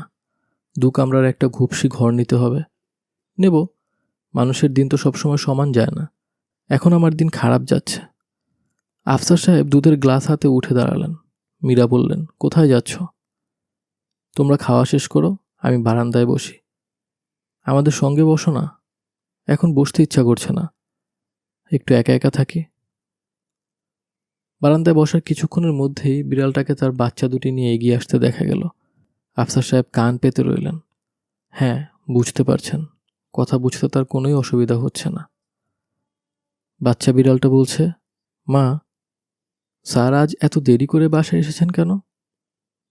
বুঝতে পারছি না। ভদ্রলোকের কোনো একটা সমস্যা হয়েছে। কি সমস্যা? ওনার স্ত্রী টেলিফোনে কথাবার্তা যা বলছিলেন তাতে মনে হচ্ছে চাকরি নিয়ে সমস্যা। উনি বোধহয় চাকরি ছেড়ে দিয়েছেন। আমাদের সামনে ভয়াবহ বিপদ। বিপদ কেন? চাকরি ছেড়ে দিলে তাদের টাকা পয়সার সমস্যা হবে, রাত দিন ঝগড়াঝাটি হবে। এখন তাও মাঝে মাঝে খাবার টাবার দেয়, তখন তাও দেবে না। মা, আজ তো এখন পর্যন্ত আমাদের কোনো খাবার দিল না। রাতের খাবার শেষ হোক, তখন দিলে দিতেও পারে। মা, তোমার কি মনে হয় দিবে? বুঝতে পারছি না, দিতেও পারে। খুব খিদে লেগেছে মা। একটা ইঁদুর মেরে খাওয়াতে পারি, খাবি? না, রান্না করা খাবার খাবো। মা, ওরা আজ কি রান্না করেছে? শিম দিয়ে কই মাছ। মাছের সঙ্গে একটু শিম দিলে ভালো হতো। ভেজিটেবল একেবারেই খাওয়া যাচ্ছে না। শিম দিলেও কিন্তু আমি খাবো না মা। এমনিতেই খাওয়া পাওয়া যাচ্ছে না, তার উপর যদি এই যন্ত্রণা তোমরা করো তাহলে তো মুশকিল। শিম যদি দেয় তাহলে খেতে হবে। শিমে অনেক ভিটামিন। ভিটামিন কি মা? এসব তোমরা বুঝবে না। ভিটামিন খুব প্রয়োজনীয় একটা জিনিস। আফসার সাহেব উঠে পড়লেন, খাবার ঘরে উকি দিলেন। বাচ্চাদের খাওয়া হয়ে গেছে, তারা হাত ধুচ্ছে। মীরার খাওয়া এখনো শেষ হয়নি। আফসার সাহেব বললেন, মীরা, তুমি তো আমাকে মিথ্যা কথা বলেছ। মীরা বললেন, কি মিথ্যা বললাম? তুমি বলেছ বিড়ালদের খাবার দিয়েছ, আসলে দাওনি। এটা এমন কোনো মিথ্যা না যার জন্য তুমি এমন কঠিনভাবে বাচ্চাদের সামনে আমার কাছে কৈফিয়ত তলব করবে। আমাকে মিথ্যা কথা কেন বললে? কেন বললে বিড়ালদের খাবার দেওয়া হয়েছে? তুমি হঠাৎ করে যাতে আপসেট না হও সেই জন্য সামান্য মিথ্যাটা বললাম। তোমার দুশ্চিন্তার কারণ নেই, এক্ষুনি খাবার দিচ্ছি। যদি চাও চেয়ার টেবিলে দেব, কাঁটা চামচ দেব, সালাদও বানিয়ে দেব। আফসার সাহেব কঠিন কিছু বলতে গিয়েও বললেন না। মীরা বললেন, তুমি যে অসুস্থ হয়ে পড়ছো তা কি তুমি বুঝতে পারছো? জীবনে কোনোদিন তুমি নিজের মেয়েদের খাবারের ব্যাপারে কোনো খোঁজ নাওনি। আজ ব্যস্ত হয়ে পড়েছো বিড়াল নিয়ে, অকারণে হইচই করছো। তোমার স্বভাব চরিত্র বদলে যাচ্ছে। একা একা সিনেমা দেখে ফিরলে আমরা দুশ্চিন্তা করতে পারি, এটা একবারও তোমার মনে এলো না? সরি। থাক, সরি বলতে হবে না। মীরা রাগ বেশিক্ষণ থাকলো না। কিছুক্ষণ পরই নরম গলায় বললেন, কিছু মনে করো না, অনেক কড়া কথা বলে ফেলেছি।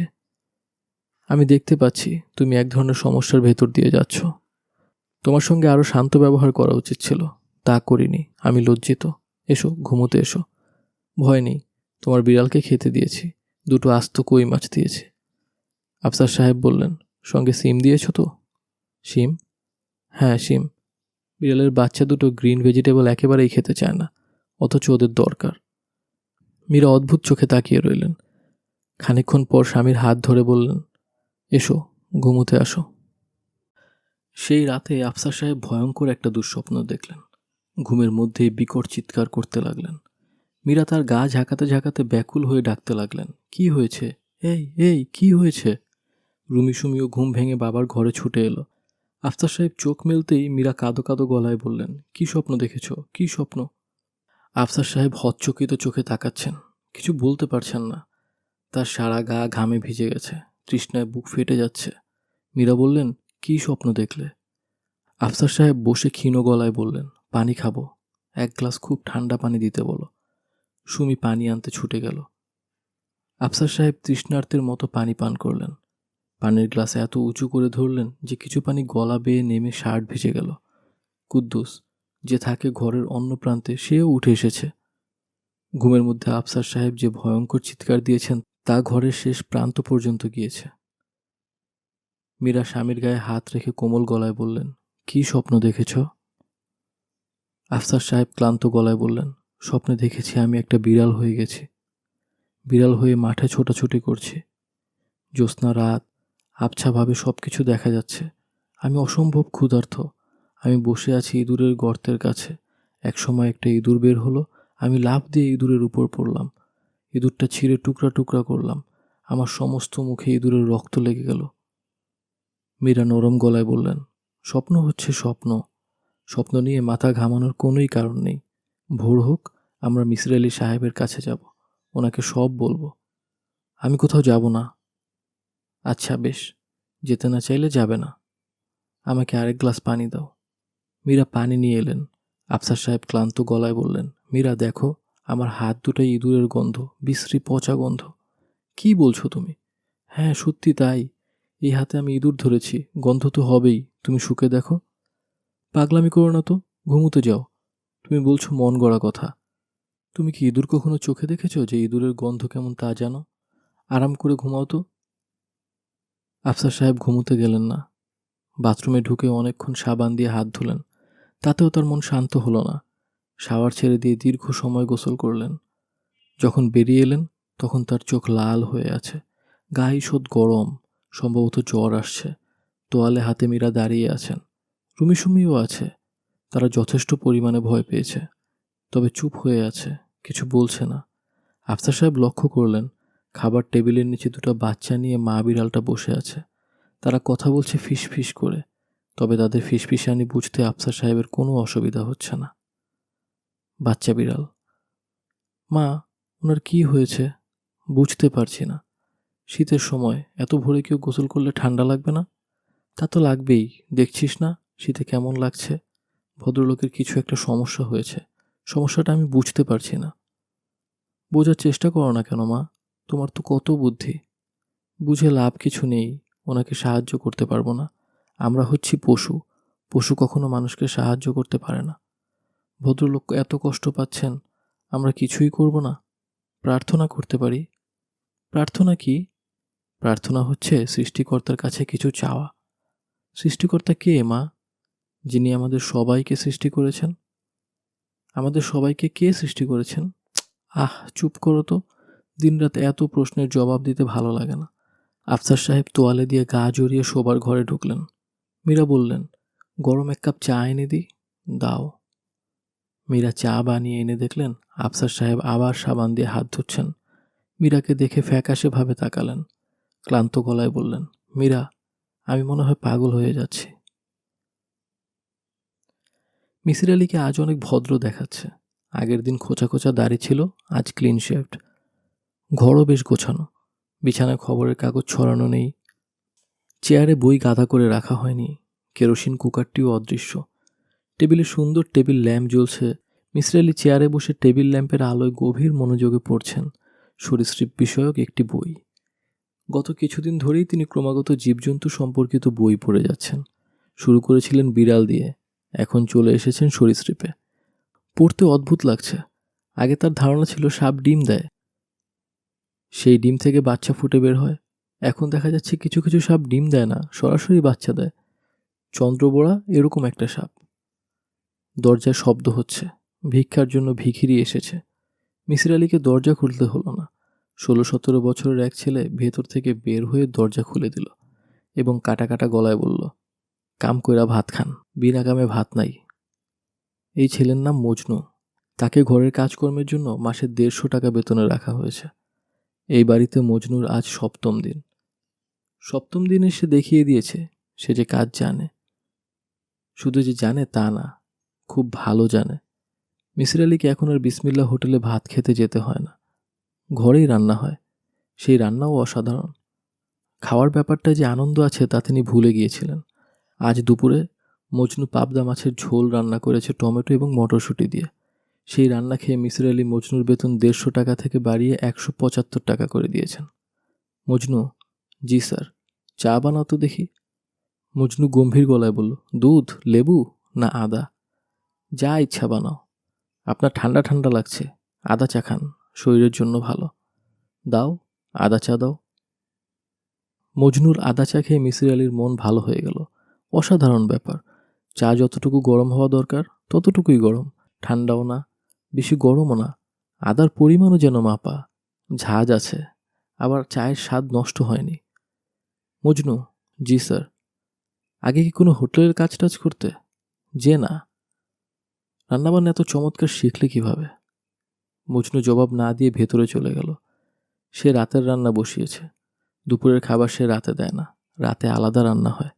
চায়ে চুমুক দিতে দিতে মিসির আলী ভাবতে লাগলেন, মজনুর বেতন 175 না করে পুরোপুরি 200 করে দেয়াই ভালো। যে কোনোভাবেই হোক এই ছেলেকে আটকে রাখতে হবে। তার নিজের অর্থনৈতিক সমস্যার কিছুটা সমাধান হয়েছে। বিলেতে থাকাকালীন তিনি প্রফেসর রেইজেনবার্গের সঙ্গে যুগ্ম সম্পাদনায় abnormal behaviour in phase transition বইটি লিখেছিলেন। সেই বই এবছর কয়েকটা বিশ্ববিদ্যালয়ে পাঠ্য তালিকাভুক্ত হয়েছে। প্রকাশক ভালো টাকা দিচ্ছে।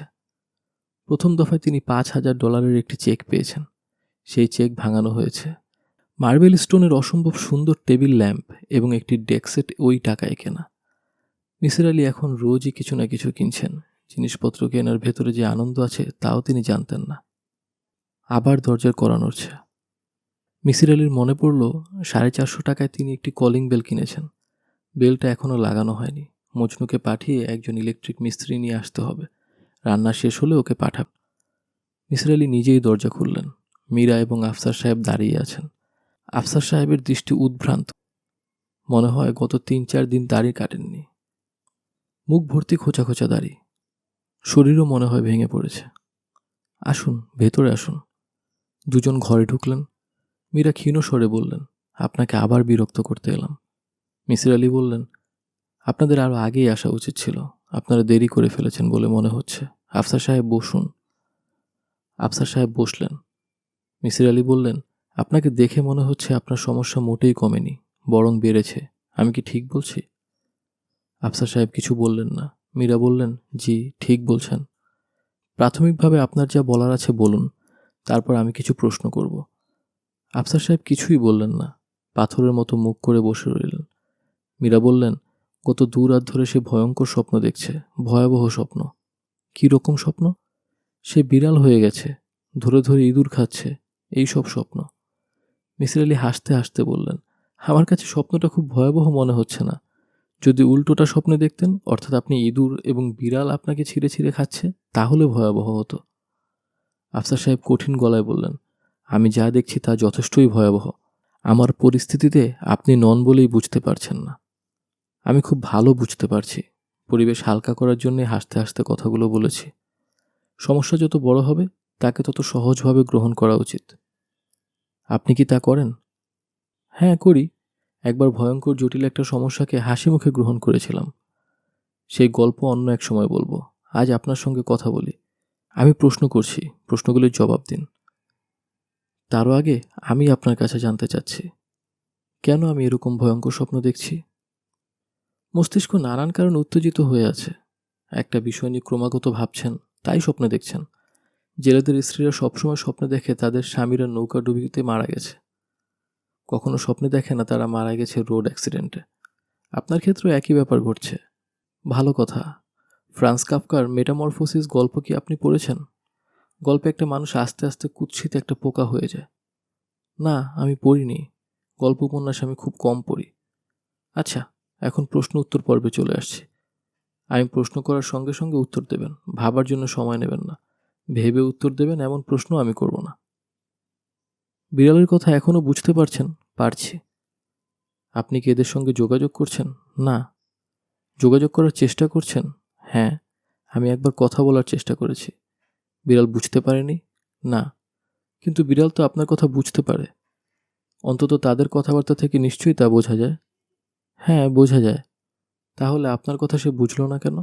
জানি না। আপনি নিজে কি বিশ্বাস করেন যে আপনি বিড়ালের কথা বুঝতে পারেন? হ্যাঁ, বিশ্বাস করি। মিসির আলি সিগারেট ধরাতে ধরাতে বললেন, না, আপনি বিশ্বাস করেন না। অন্য প্রশ্নগুলির জবাব আপনি সঙ্গে সঙ্গে দিয়েছেন। এই প্রশ্নটির জবাব দিতে বেশ দেরি করেছেন। আপনি যদি পুরোপুরি বিশ্বাস করতেন যে বিড়ালের কথা আপনি বুঝতে পারেন, তাহলে আজ যে মানসিক সমস্যা আপনার হচ্ছে সেই সমস্যা হতো না। আপনি একই সঙ্গে ব্যাপারটা বিশ্বাস করছেন এবং করছেন না। আমি কি ঠিক বলছি? হ্যাঁ, ঠিক বলছেন। আমি বিড়ালের কথা বুঝি, তারপর আমার মনে সন্দেহ আছে। কেন আছে? বিড়াল এমন সব কথা বলে যা একটি বিড়াল বলবে বলে আমার মনে হয় না। উদাহরণ দিন। যেমন ধরুন, মা বিড়াল তার বাচ্চাদের জেলি খেতে নিষেধ করছে, কারণ জেলি খেলে দাঁত নষ্ট হবে। কিংবা সে বাচ্চাদের গ্রিন ভেজিটেবল খাওয়াতে যাচ্ছে, কারণ তাতে ভিটামিন আছে। এছাড়াও অন্য কোনো কারণ কি ঘটেছে যার জন্য আপনার মনে সন্দেহ হচ্ছে বিড়ালের কথা আসলে বোঝা যায় না? হ্যাঁ, এরকম ব্যাপারও ঘটেছে। আমি ইদানিং রাস্তায় প্রচুর হাঁটাহাঁটি করি। বেশ কয়েকবার বিড়ালের সঙ্গে দেখা হয়েছে। ওরা ম্যাও ম্যাও করেছে, কিন্তু ওদের কোনো কথা আমি বুঝতে পারিনি। মিসির আলি বললেন, আপনাদের যদি সময় থাকে আমার সঙ্গে একটা বাড়িতে চলুন। ওদের গোটা 3 বিড়াল আছে। আমি দেখতে চাই ওদের কথা আপনি বুঝতে পারেন কিনা। মীরা বললেন, সেটা কি ঠিক হবে? তারা কি না কি মনে করবেন? তারা কিছুই মনে করবেন না। আমরা কি জন্য যাচ্ছি তাও তাদের বলা হবে না। আফসার সাহেব বললেন, আমার বাসায় চলুন, সেখানে তো বিড়াল আছে। সেই বিড়ালের কথা যে আপনি বুঝতে পারেন তা তো বলেছেন। আমি নতুন বিড়াল নিয়ে পরীক্ষা করতে চাই। অবশ্যই অস্বস্তি বোধ করলে থাক। না, অস্বস্তি বোধ করছি না, চলুন। মিসির আলি মজনুর কাছে বাড়ি বুঝিয়ে দিয়ে রওনা হলেন। মজনু ব্যাপারটা ঠিক পছন্দ করল না। বিরক্ত মুখে বলল, ফিরতে কি দেরি হইব? হ্যাঁ, একটু দেরি হবে।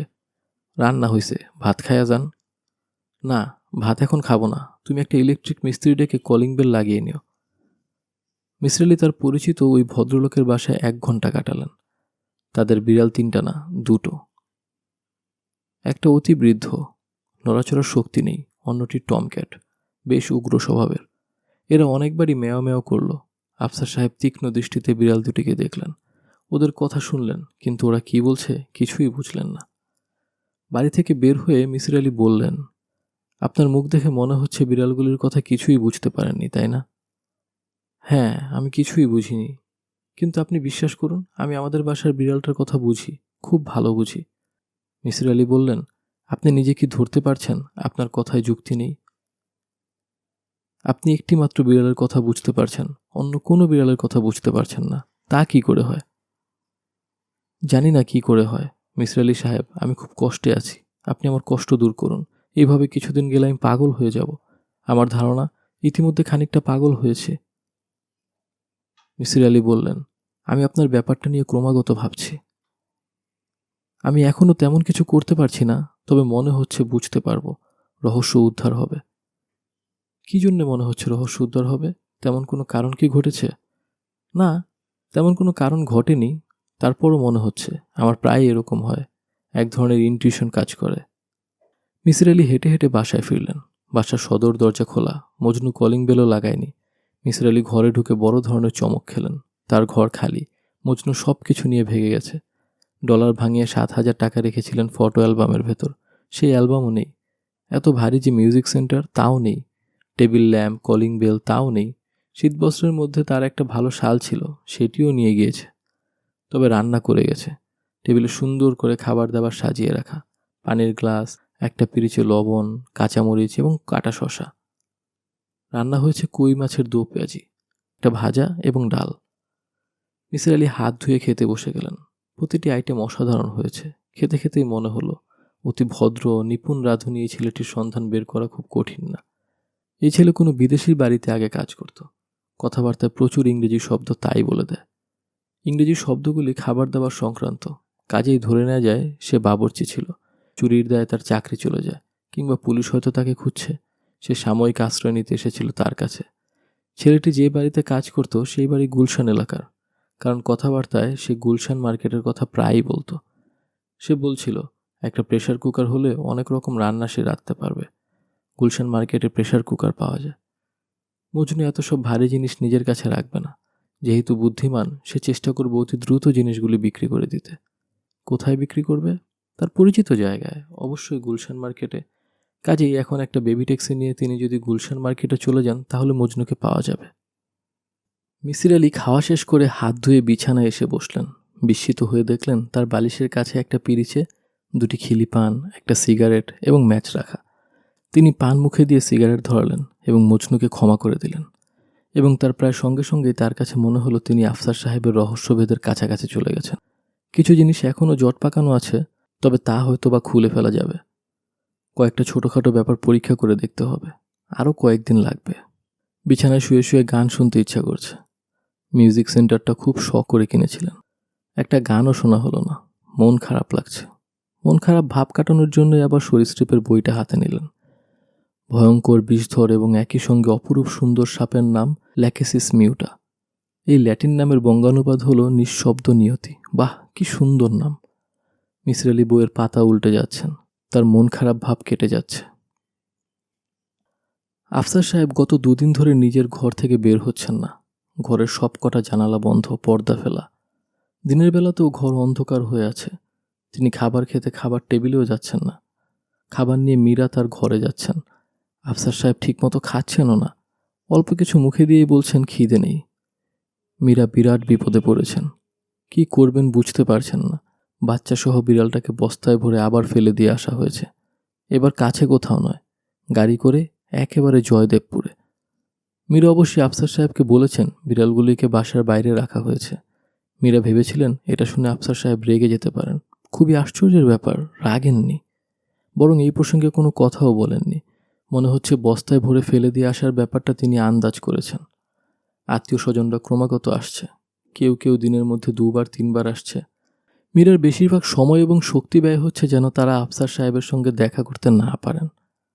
আত্মীয় স্বজনরা খুব বিরক্ত হচ্ছেন, কেউ কেউ রাগও করছেন।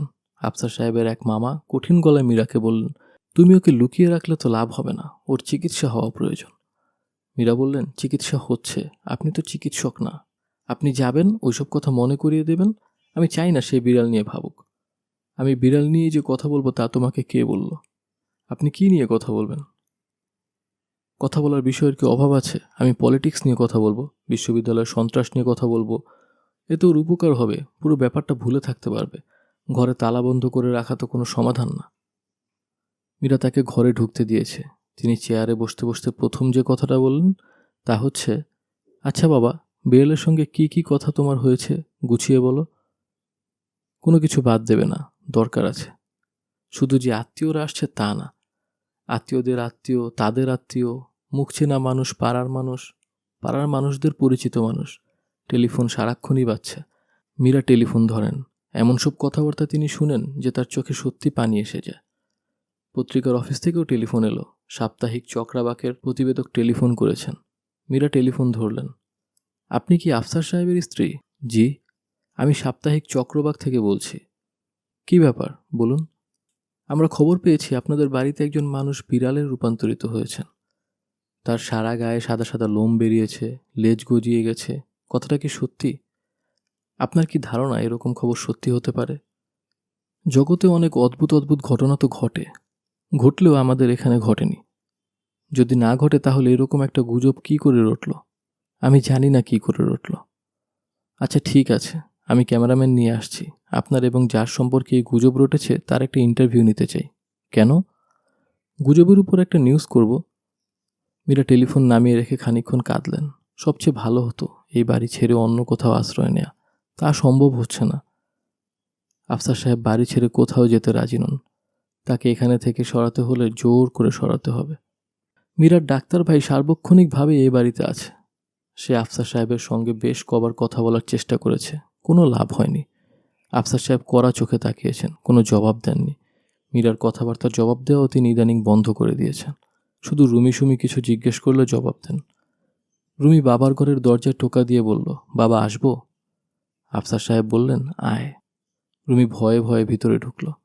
কেমন আছো বাবা? ভালো আছি। তোমাকে এমন বিশ্রী দেখাচ্ছে কেন? দাড়ি গোঁফ কামাচ্ছি না, কাজেই বিশ্রী দেখাচ্ছে। কামাচ্ছ না কেন বাবা? ইচ্ছা করছে না। কেন ইচ্ছা করছে না? জানি না, সব কেমন এলোমেলো হয়ে গেছে। বাবা, আমি কি তোমার পাশে বসবো? বস। রুমি ভয়ে ভয়ে বসল। বাবার হাতের উপর হাত রাখল। বাবা। কি মা? সবাই বলছে তুমি নাকি বিড়াল হয়ে গেছো। তুমি কি বিড়াল হয়েছ? না মা। তাহলে সবাই এরকম মিথ্যা কথা বলছে কেন? তা তো জানি না। তোমার চোখ লাল কেন? ঘুম হচ্ছে না, এই জন্যে চোখ লাল। ঘুম হচ্ছে না কেন বাবা? ঘুমুলেই দুঃস্বপ্ন দেখি, এই জন্য ঘুমোতে ইচ্ছা করে না, ঘুম আসেও না। তুমি কি পাগল হয়ে গেছো? এখনো হইনি, তবে খুব শিগগিরই হয়ে যাব বলে মনে হচ্ছে। না, হবে না।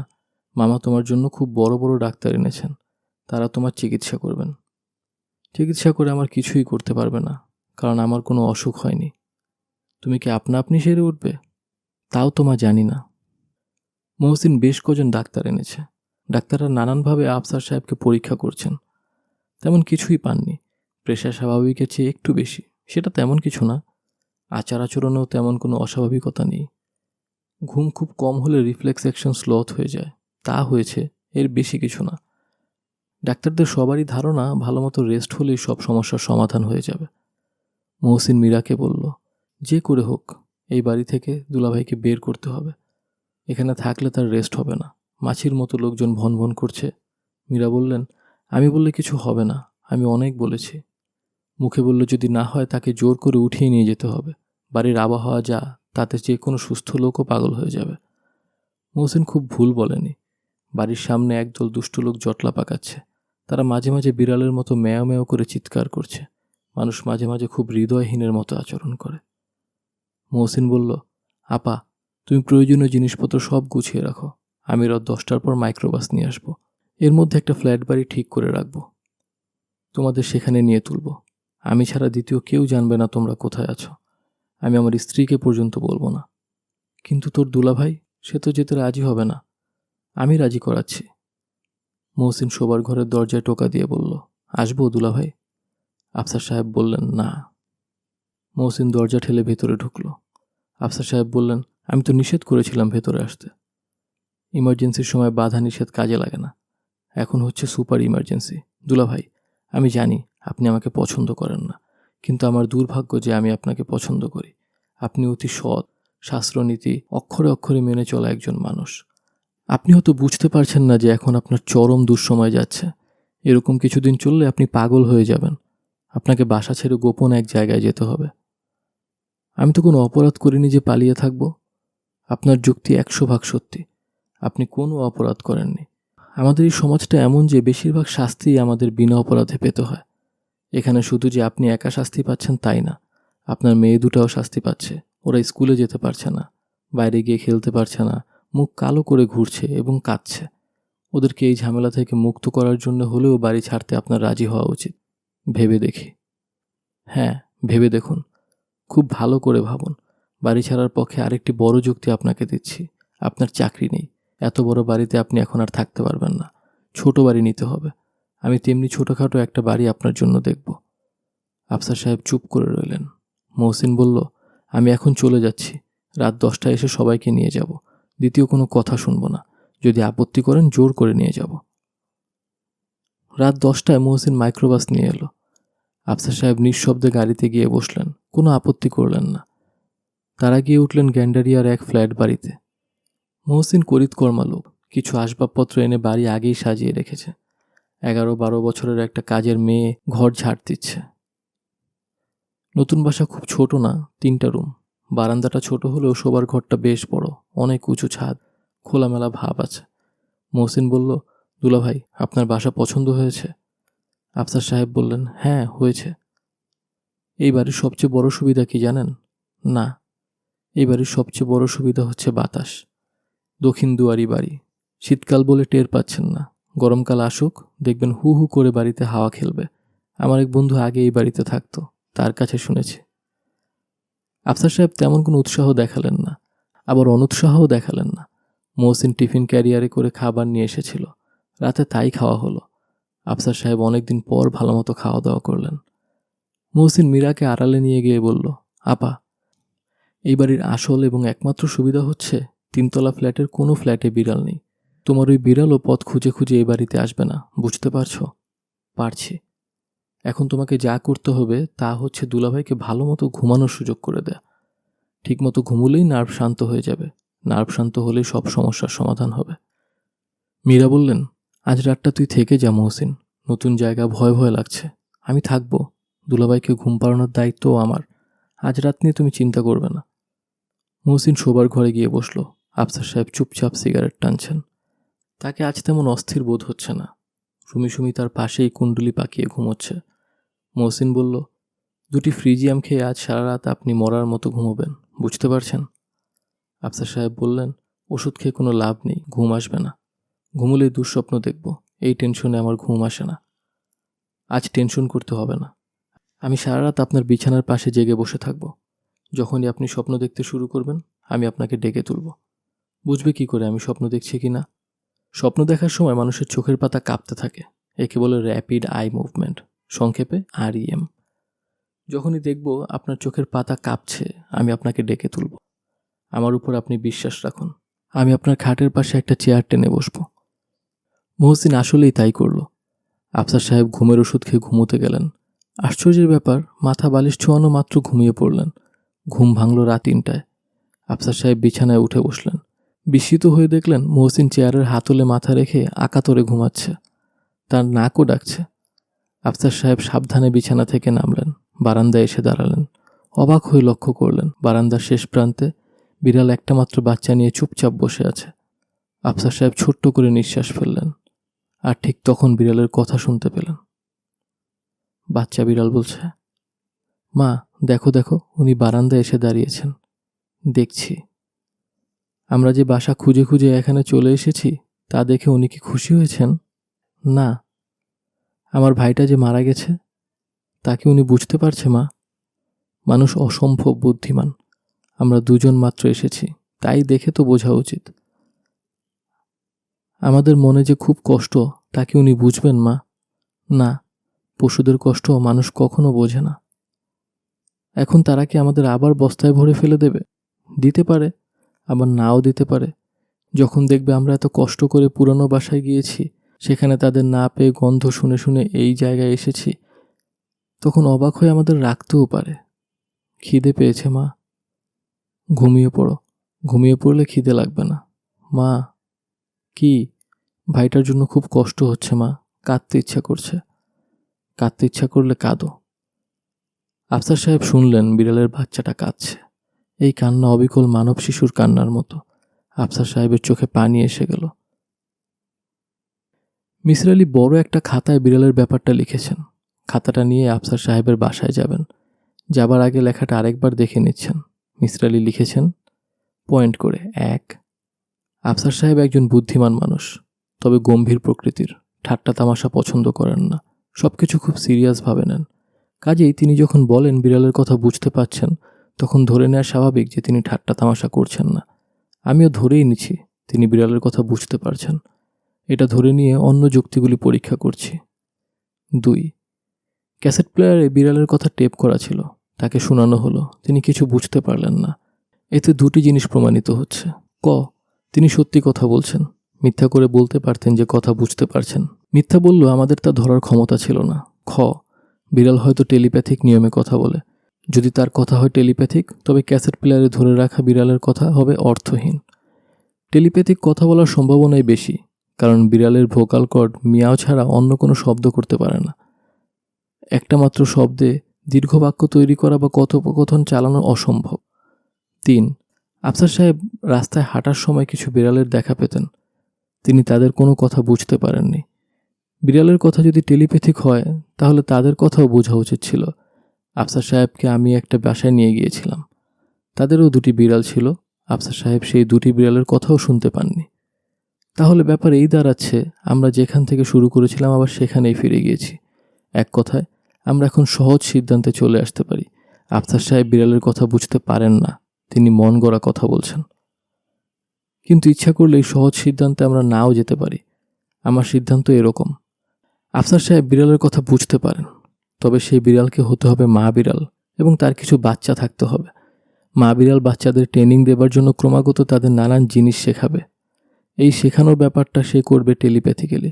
বাচ্চারাও একইভাবে মার সঙ্গে যোগাযোগ করবে। শিক্ষার প্রাথমিক অংশ শেষ হবার পর পর বিড়ালদের এই ক্ষমতা নষ্ট হয়ে যাবে।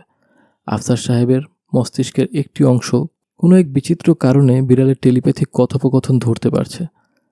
আমার ধারণা ছোট ছোট শিশু আছে এমন যে কোনো বিড়ালের কথাই তিনি বুঝতে পারবেন। এই অস্বাভাবিক ক্ষমতার সঙ্গে মানুষের পরিচয় নেই বলেই মানুষ এই ক্ষমতা দেখবে ভয় এবং বিস্ময়ে। মানুষ এটা সহজে গ্রহণ করতে পারবে না। শেষটায় এই ক্ষমতা আফসার সাহেবকে ক্ষতিগ্রস্ত করবে।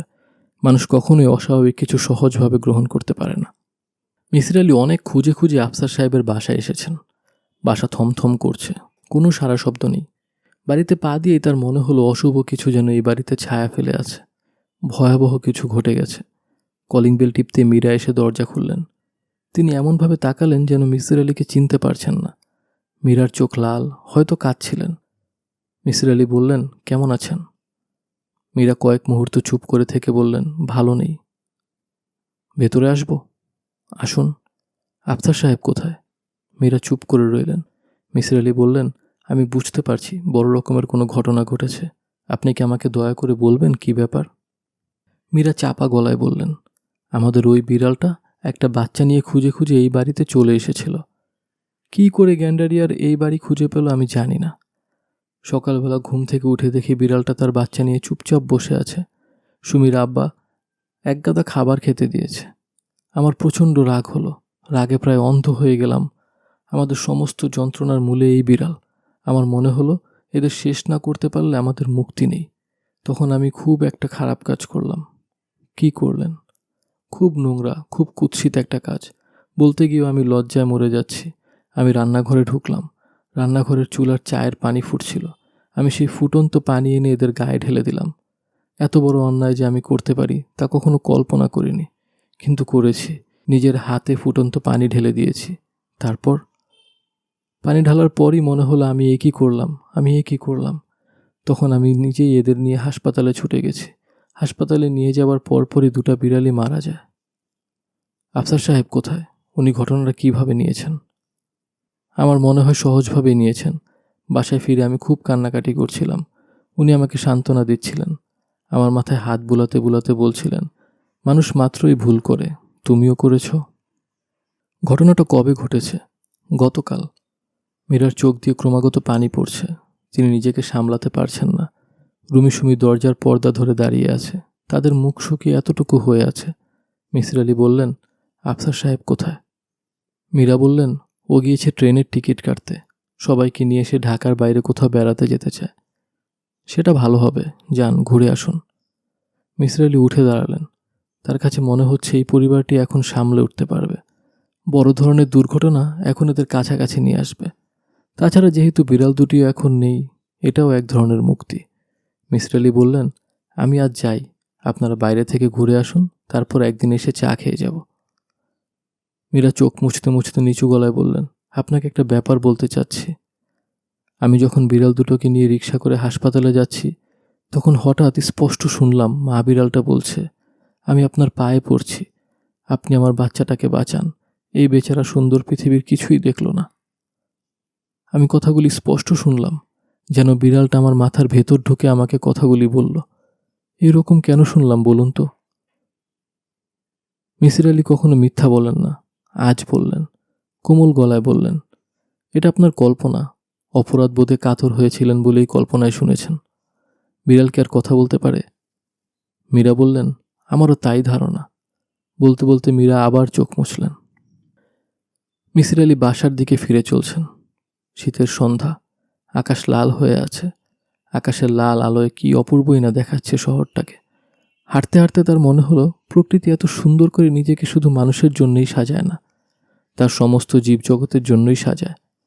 মানুষ মনে করে শুধু তার জন্যই বুঝি সাজিয়েছে, পাখি মনে করে তার জন্য, বারান্দায় বসে থাকা মা বিড়াল মনে করে তাদের জন্য। সে হয়তো তার শিশুটিকে ডেকে বলে, মা দেখ দেখ, কি সুন্দর, কি সুন্দর। সমাপ্ত। তো বন্ধুরা, এটা ছিল মিসির আলি সিরিজের বিপদ গল্পটি, হুমায়ুন আহমেদ স্যারের লেখা। একটু ভিন্নধর্মী গল্প। আশা করি আপনাদের ভালো লেগেছে। যদি ভালো লেগে থাকে অবশ্যই লাইক করবেন, আর কমেন্ট করে জানাবেন আপনাদের কেমন লাগলো। কোনো সাজেশন থাকলে অবশ্যই জানাবেন, আর আমার চ্যানেলটি সাবস্ক্রাইব করবেন। দেখা হবে আবার পরের অডিও বুকে। সবাই ভালো থাকবেন, সুস্থ থাকবেন। আল্লাহ হাফেজ।